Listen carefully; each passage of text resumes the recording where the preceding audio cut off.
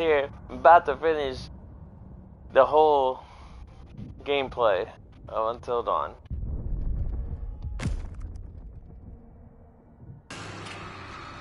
Oh! Oh! Oh! What's the matter with him? He's tripping or something. Josh! Mike. Josh! Hey, man. Don't hit me, please. You were deep in it, man. Full mental jacket. We didn't think we'd get you back, Josh. Hannah was down here for weeks, a month. She dug Beth up. Sam. Mike. Hey, let's just get the fuck out of here. Okay, Josh, do you have the key for the cable car? Yeah. Oh, good. See that over there? That means there's a direct way out. Come on. Yeah. There's no way Josh is gonna make it up there. Okay, if you help me up, I can go back to tell the others we're okay. Yeah. Yeah, good. You bring Josh back the way we came, and we'll all meet at the lodge. Be careful. Hey, you too.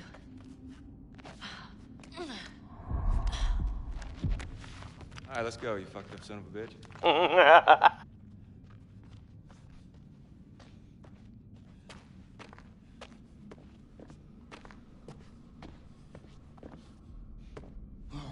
You didn't have to hit me so much, man. Yeah, I'm sorry about before, man. I thought you killed Jess. I was wrong.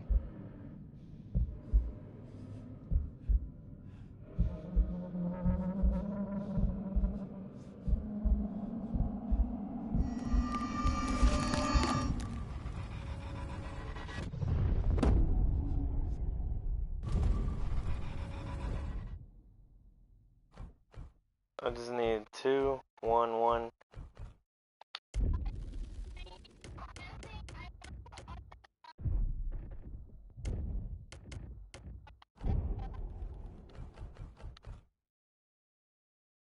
Here, let me play this one time.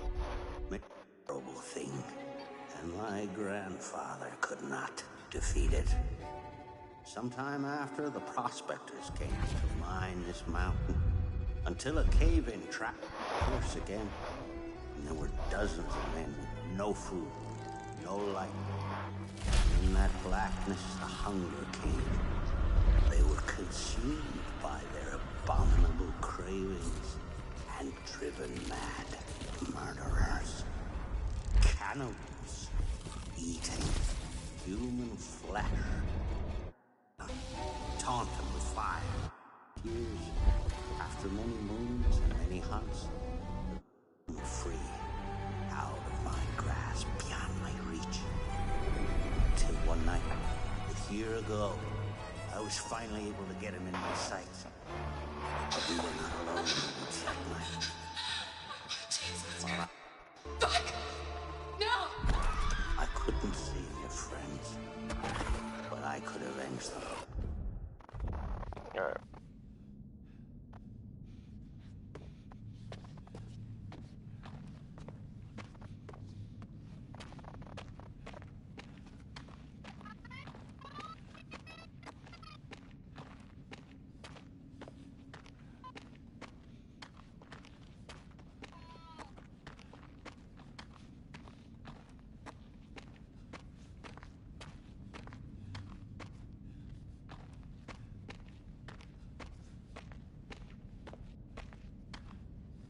Okay. Vimos arena, you go wait, bro.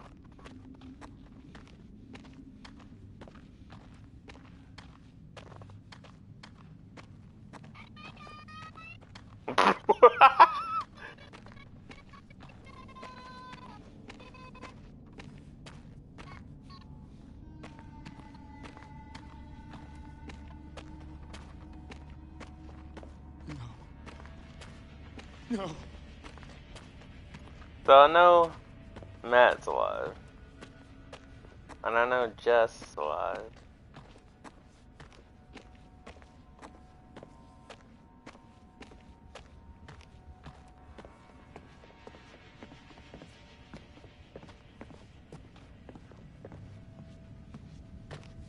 Alright. Time for Hannah to get Josh. I don't know if he's gonna die or not. Come on, man. Game needs to stop crashing.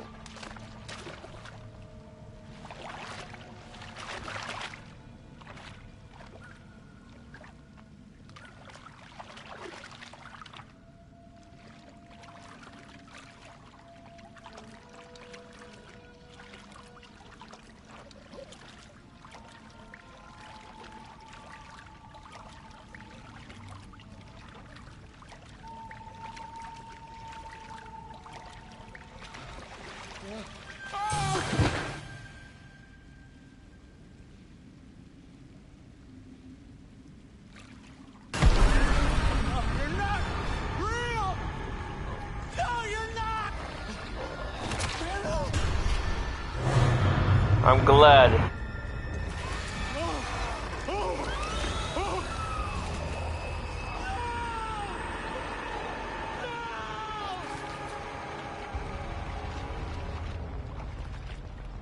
Of course he'd be scared.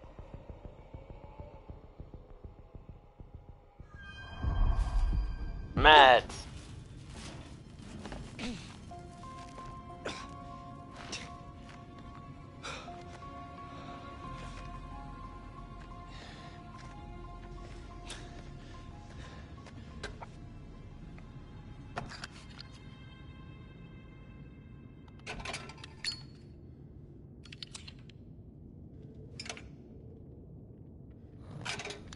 You know, these are supposed to be dead. Jess, is that you? Jesus, Jess, what the hell happened to you? How the fuck are you still alive? Yeah.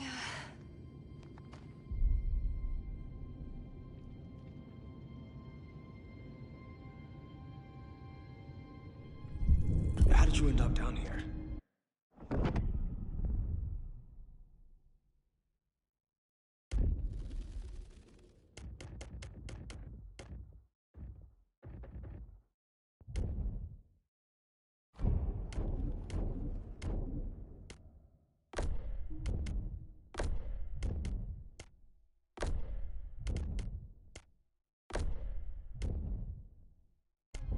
Mike and I we were messing around and then it was What? I don't know. I was by the window and there was all this glass and it was in the snow and then it was moving so fast. Fuck. And then I was oh God. Can you move? Yeah. Come on, Jess.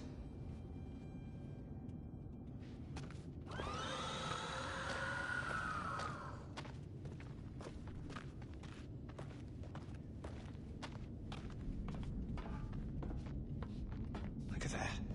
Some sort of cave in here. That was me. What?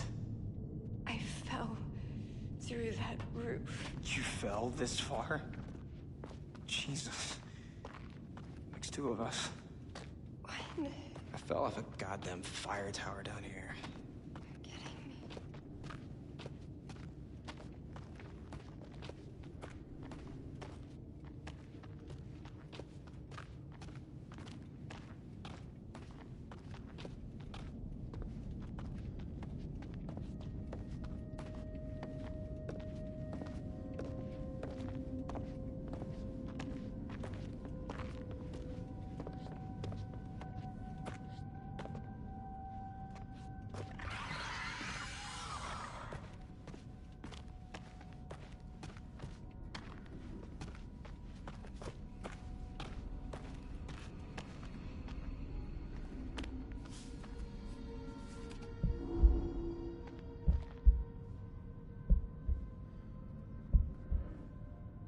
Wait.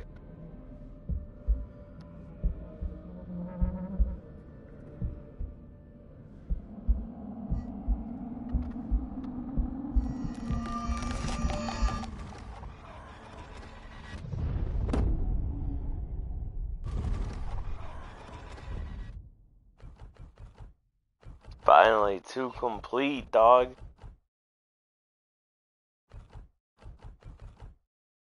This is in 1, 2, 3, 4, 5.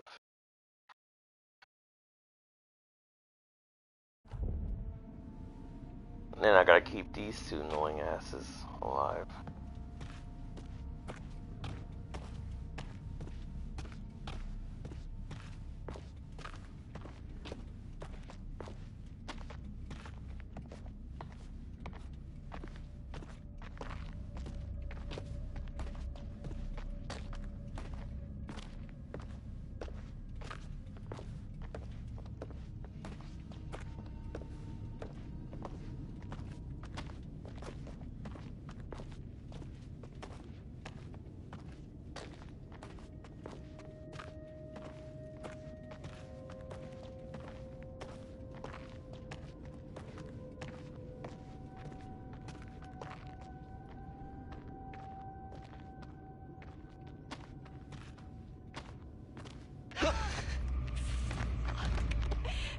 Jess. Which way? Alright, come on, Jess.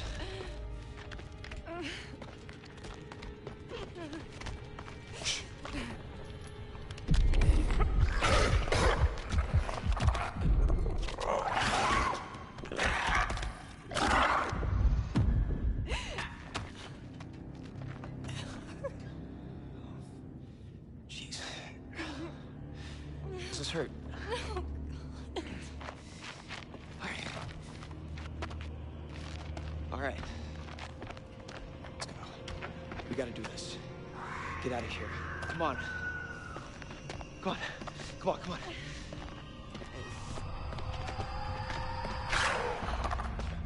Jess! Jess! Come on.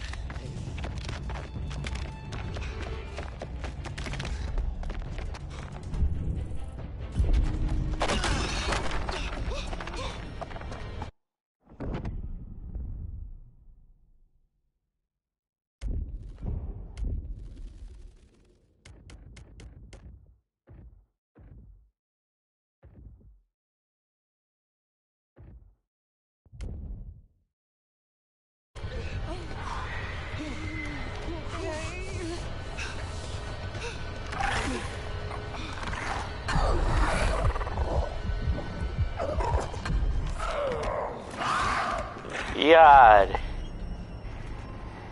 Rest my soul. I got all 8 motherfuckers alive.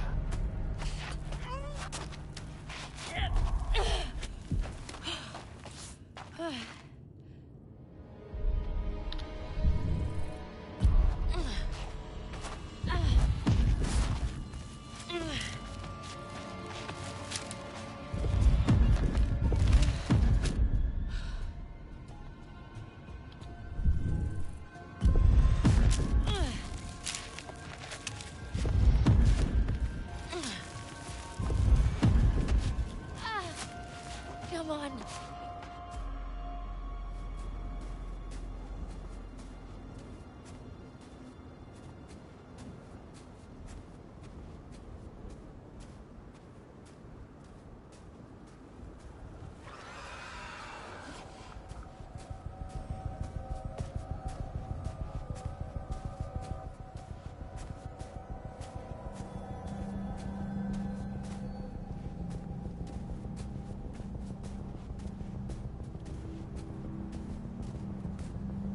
Okay.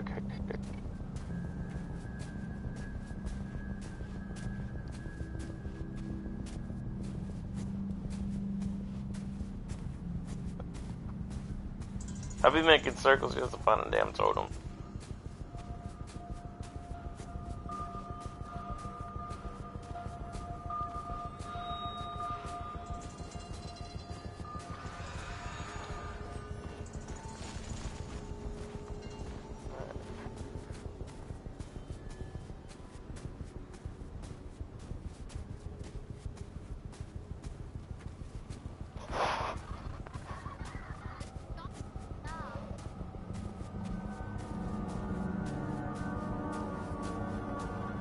Okay.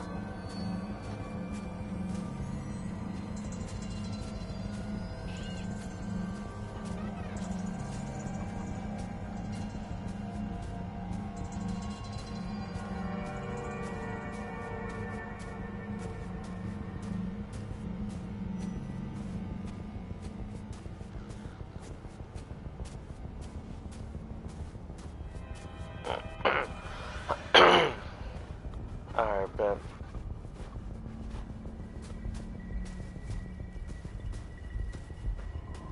Well, come on, man. My phone about to die, too.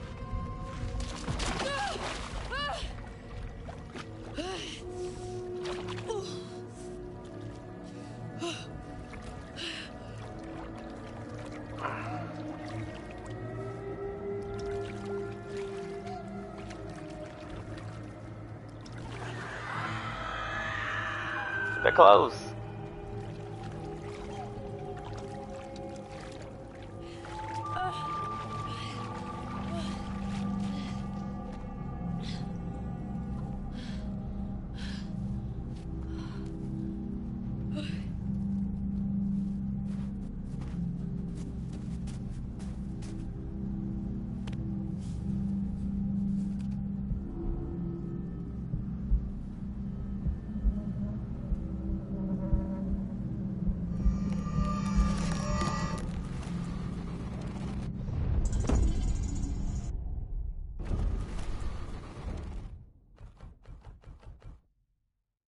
What? This shit annoying.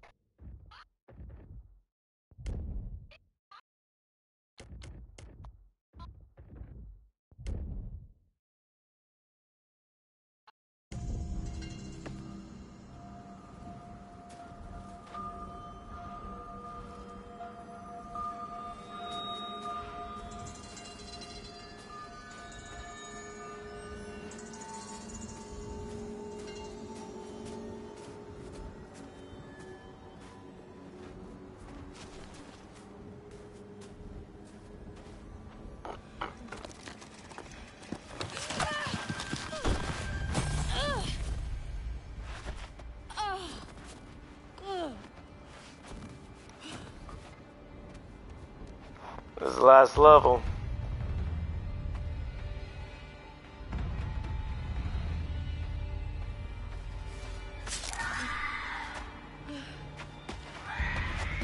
We gotta be booking.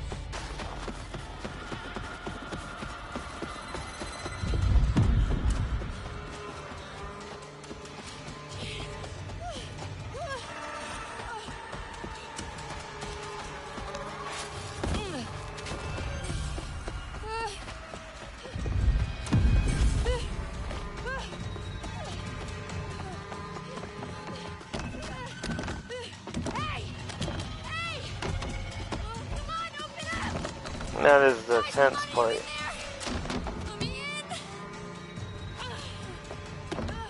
Sam. Mike. Oh gosh, you look terrible. Gonna look worse if we stay out here. Come on.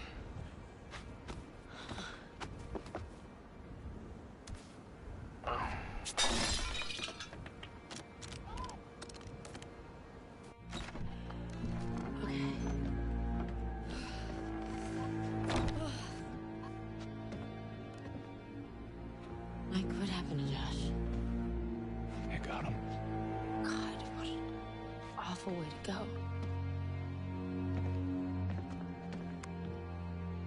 Not good. What do you think we should do?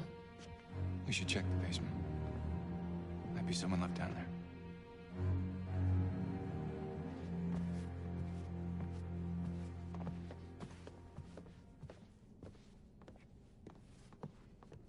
If there's anyone left, they're probably in the basement.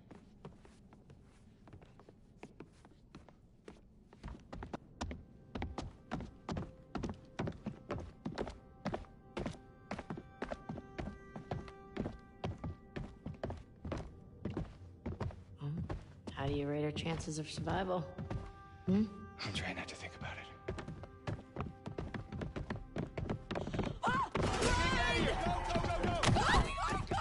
Don't.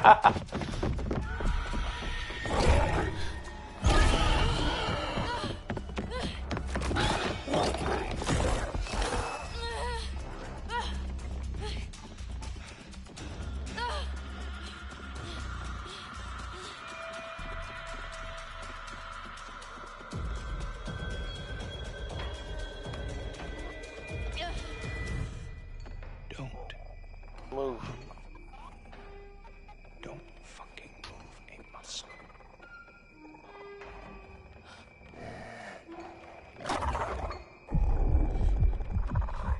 Damn.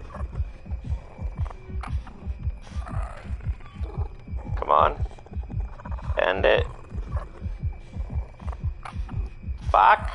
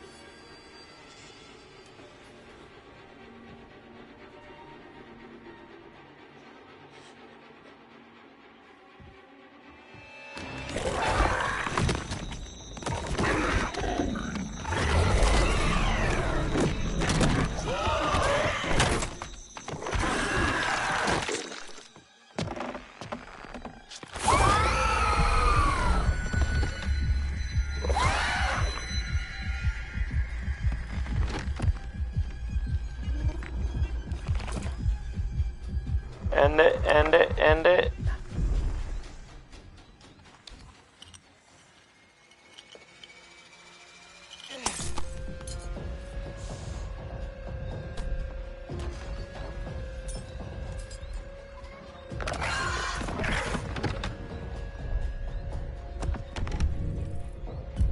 Hey!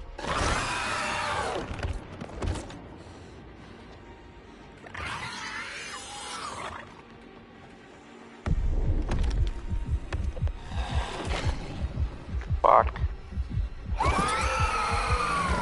End it. End it.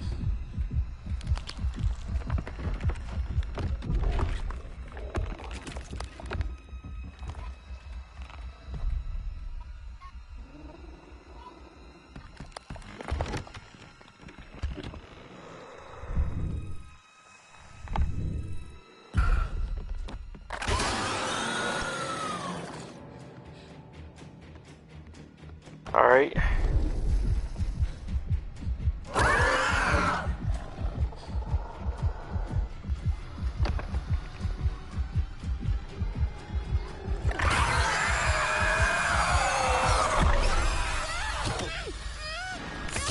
Fuck! Motherfucker!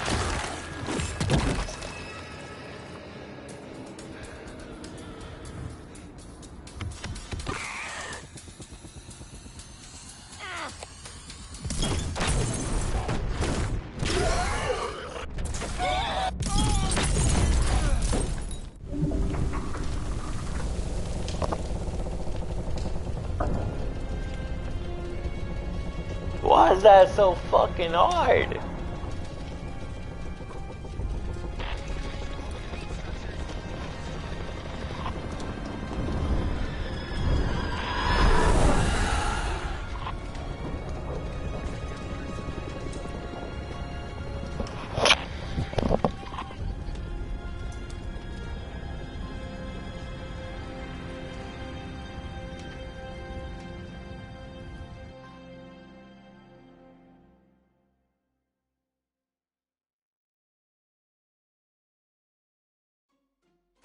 Fuck! No!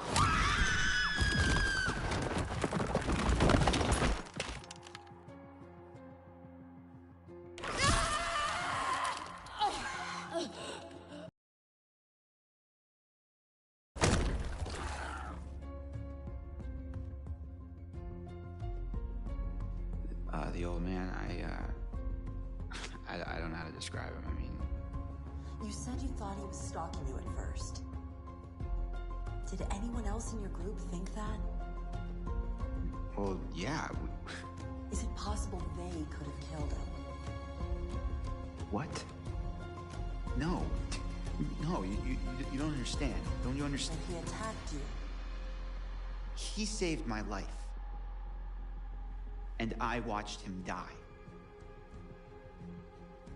I heard Jessica. I don't know how or why she was down there, but I know I heard her. He held it right up to my face. Right here, right in front of my nose, and he could have shot me. He almost shot me, the prick. I mean, you go out with a guy for however long and you think you know him, but man, this one really takes the cake. I was right there, and I could have done something. I tried to do something.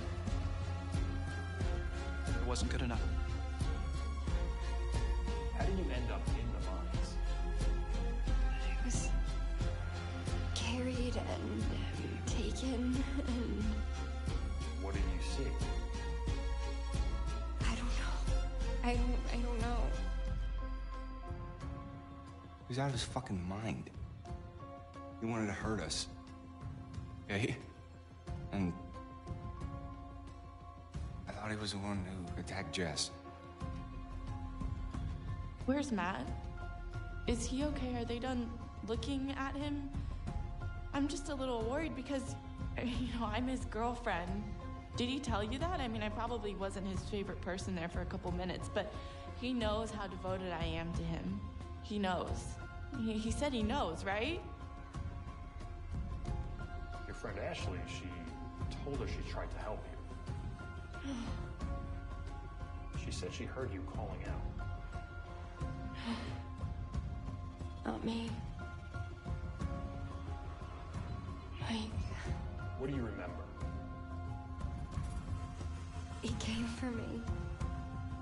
He did. Came for you? Where is he? Did he make it?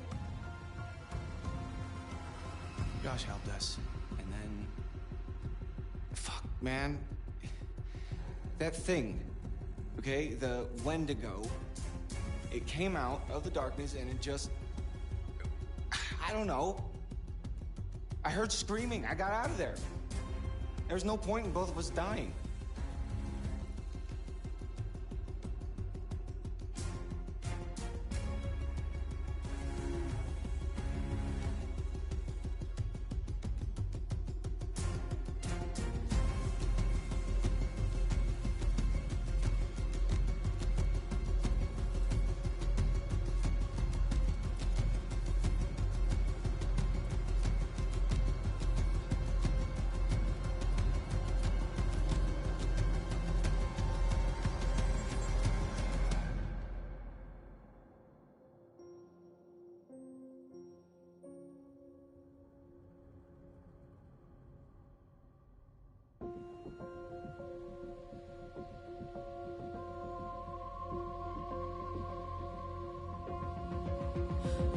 Good intentions,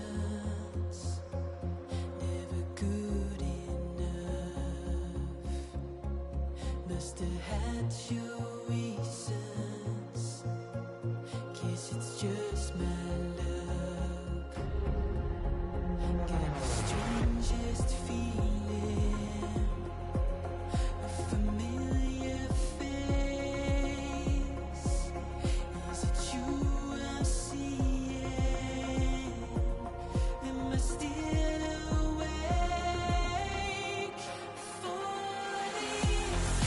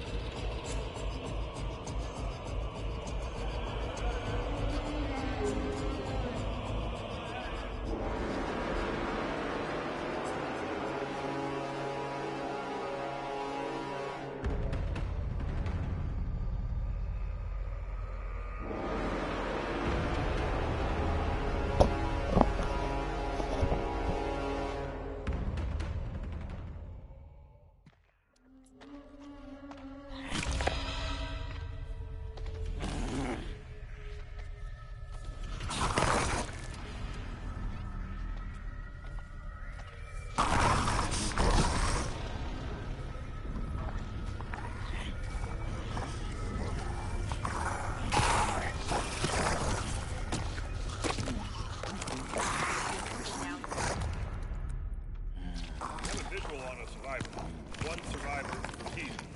Is that?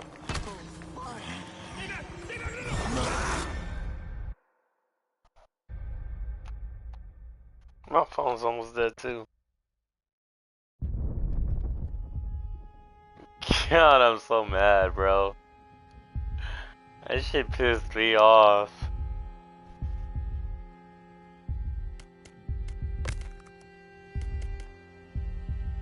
I'm missing 2.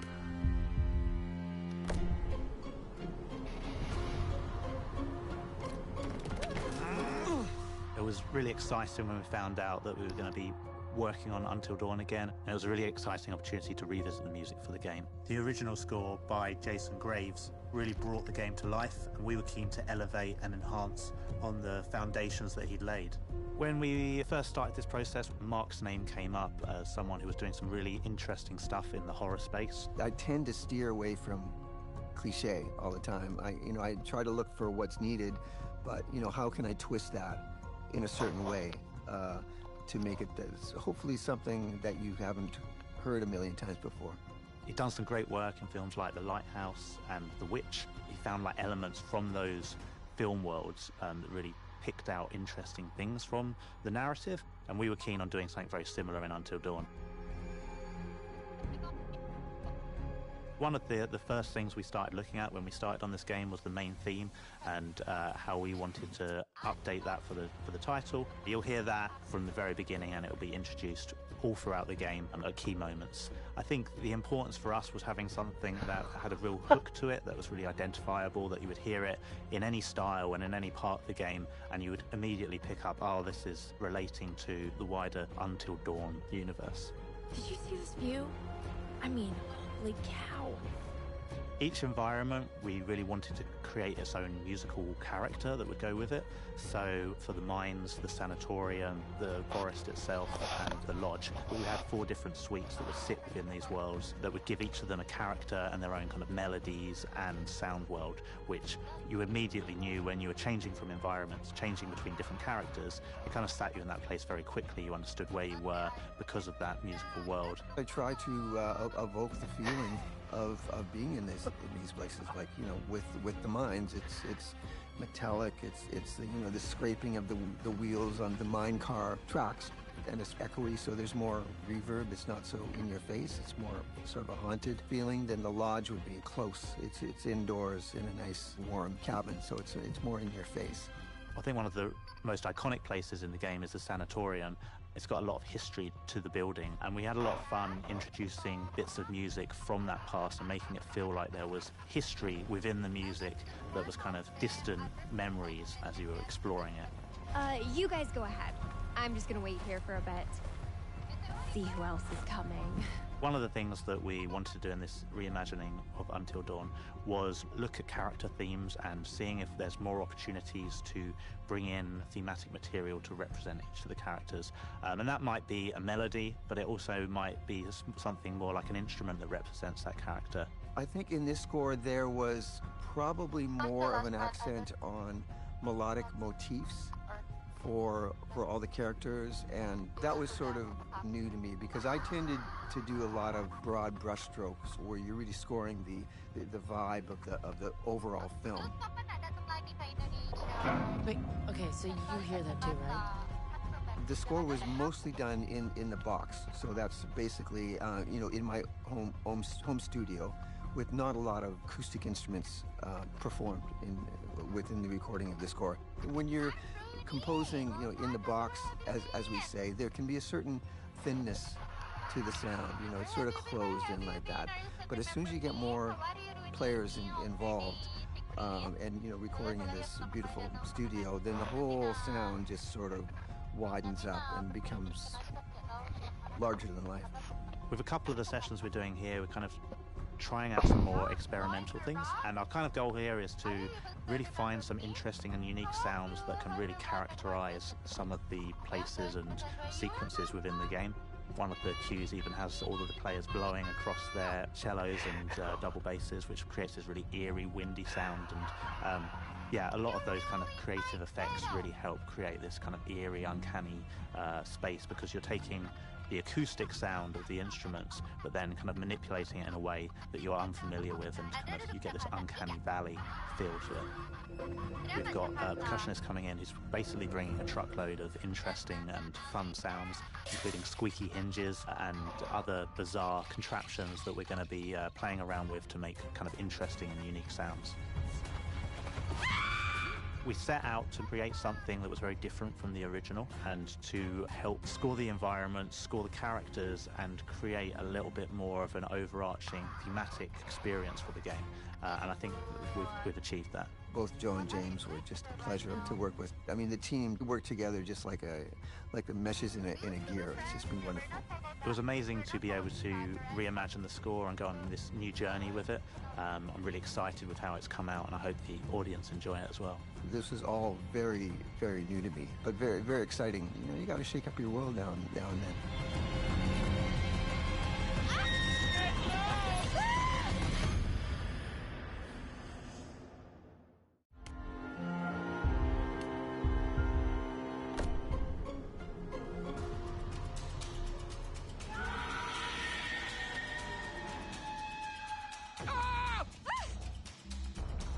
I love experimental sounds because I love to be surprised by what I hear. I wait for the moment where I can go, what the hell is that sound? I've never heard that before. I mean, that's the real spark for me as a composer. I think Mark's probably the best person to talk about the apprehension engine and all of the bits and pieces that it's got going on. That it's a horrendous sounding, but also awesome sounding bit of mechanical machinery, which is really cool. And some of that's been used in the score to create those really intense and horrible screeching moments, which are perfectly illustrated using that engine. I got together with a friend of mine. We put our heads together and designed this box that would contain some of the techniques that I've always experimented with. I've spent a lot of time experimenting with EBOs, but doing it in sort of really strange ways. We just have basically one string for the EBO. I really, press it against the pickup and get it to squeal and make very, very aggressive and rude noises. We have 3 strings for the hurdy-gurdy, and I play it with my fingers. And then we have some steel rulers poking out the front, and I use a glass bottleneck slide, and I would use, this is sounding pretty crazy, but I use a nyckelharpa, which is a short little bow, and I'll bow the rulers, giving them a shrieking sound. And then off to the back of it, I have these long steel rods. I call them the wacka-wacka rods. So when you flip them up and let them go, they just go wacka, wacka, wacka, wacka, wacka, wacka, wacka, wacka, wacka, sort of forever. Or you can bow them. And then I have a spring reverb, which is a spring reverb from a guitar amplifier. And I play that with the EBO too, so I'll slam the EBO into it and get that to howl and squeal and give me sort of industrial sounds. Sometimes these things can be a little scary, even terrifying, but I'm here to make sure that no matter how upsetting things may get, you will always find a way to work through it.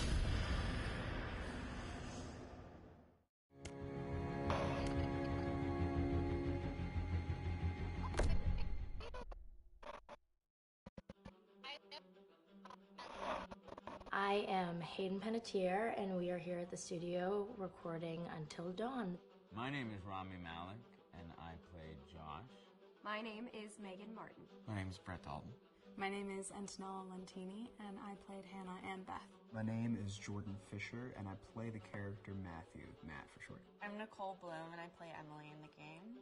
My name is Noah Fleiss. I am Galadriel Steinman, and I play Ashley.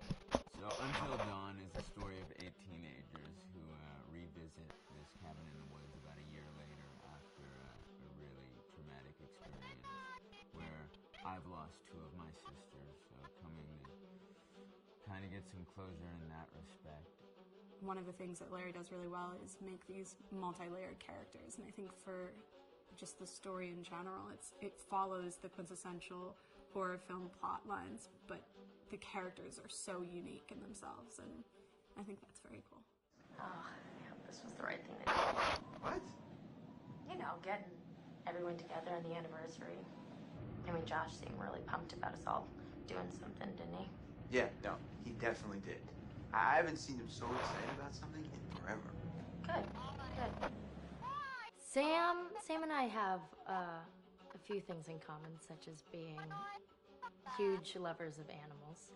And she's a huge animal lover. She's vegan. She is a pacifist. I'm not quite sure if I'm gonna go as far as saying that I'm a pacifist, but she's spunky and cool. I know that she, I think, is made fun of a little bit by the rest of them who think that her morals and her beliefs in that area are a little ridiculous and they don't agree with them, but she doesn't care. It doesn't stop her from being herself, and that's something that I hope I have in common with her.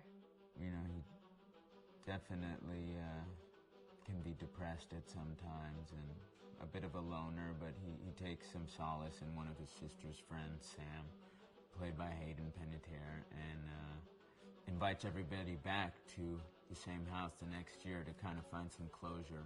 Jessica she has a whole lot of personality.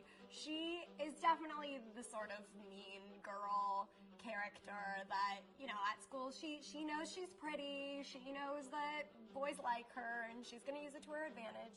He's got a big heart, and you can tell that that's very evident, especially how he treats his girlfriend, Emily, and, you know, he's kind of a meathead, but in the best way possible. She really knows what she wants, and she manages to get that from whomever it is, whether it be Matt or Mike. You know, she's really driven, and I can definitely relate to that.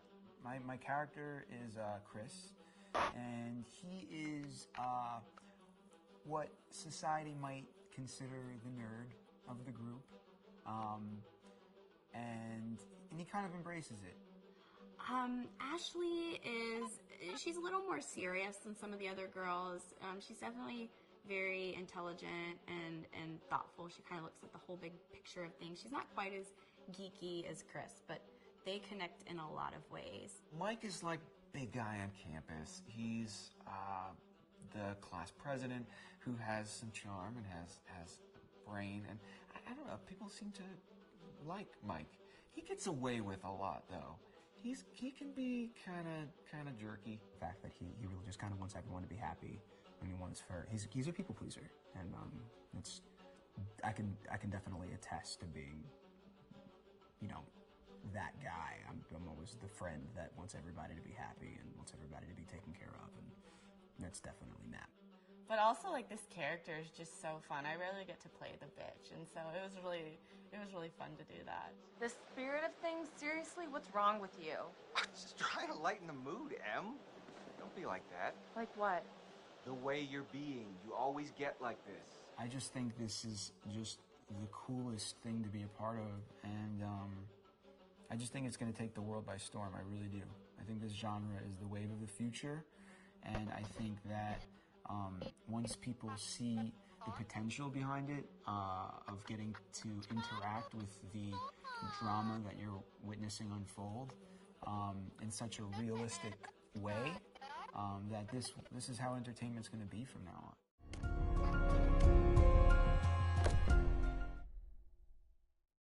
Hi, Larry. Hey, Graham. Hi, my name is Graham Resnick. I'm a filmmaker, writer, director, sound designer, and I started working with Larry Fessenden about 10, 15 years ago through my friend Ty West, who I grew up with, and have done a lot of sound design with on his films. And he was producing Ty's films at the time, and Ty introduced me to Larry. Larry produced my first feature, and we've written together on several projects. My name is Larry Fessenden. I'm a filmmaker. I run Glass Eye Pix, which is an independent production company out of New York. We make indie movies, a lot of scary movies as well. And I got a call to audition to write this video game.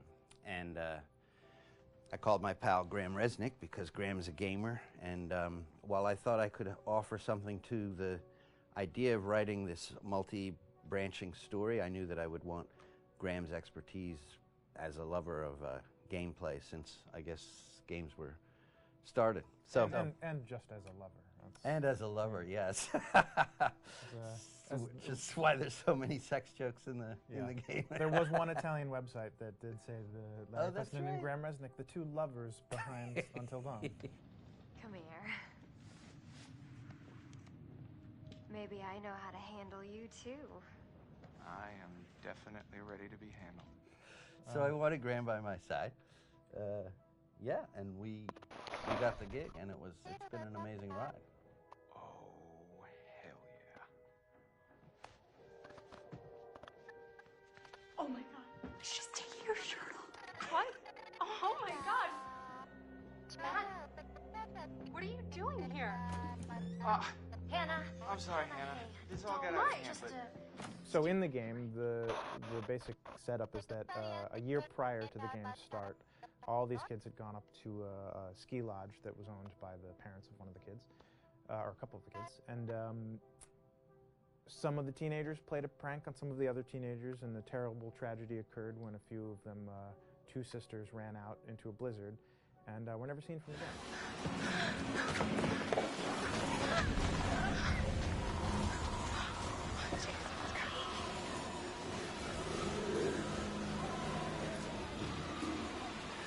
So now, a year later, this is kind of torn apart, this group of friends. They've gone through some trials and tribulations in the past year. The brother of the two girls has had a lot of psychological issues, and to kind of help him cope, and help them all get over it, they all returned to the lodge a year later, back up on the mountain.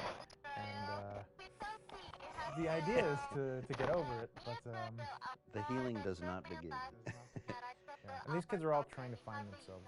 They've been through a trauma, but in general, they're just teenagers trying to figure out who they are. So they're all kind of falling into the patterns, the stereotypes, the characters they see on TV and in the movies.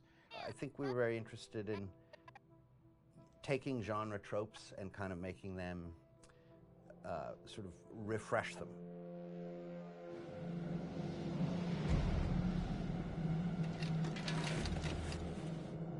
Hey, did you see that?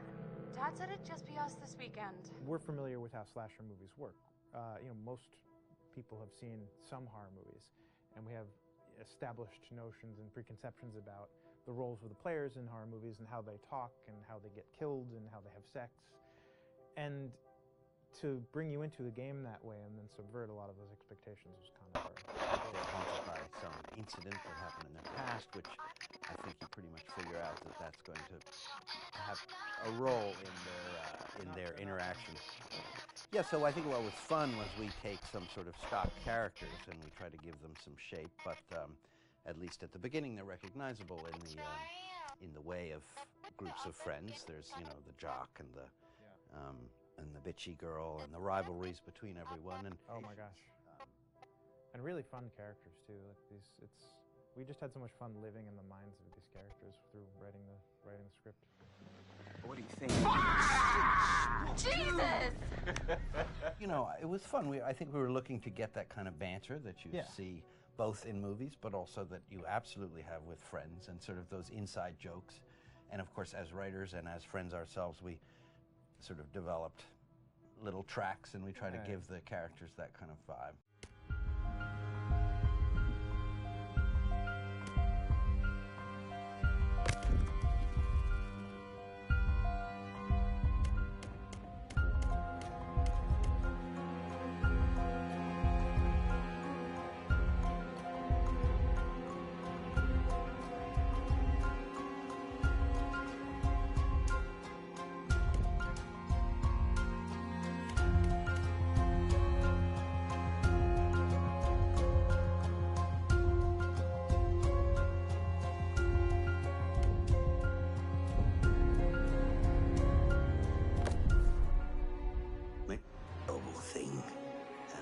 Grandfather could not defeat it.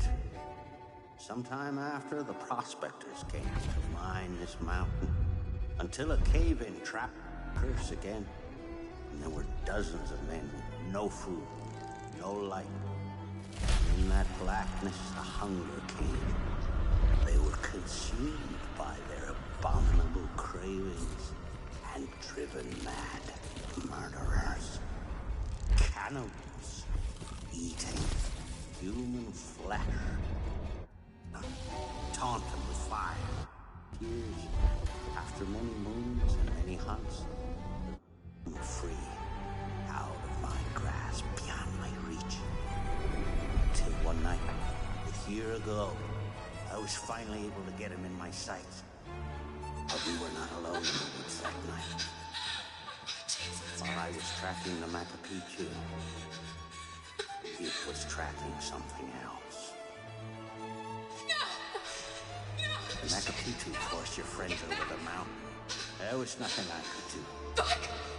No! I couldn't save your friends, but I could avenge them.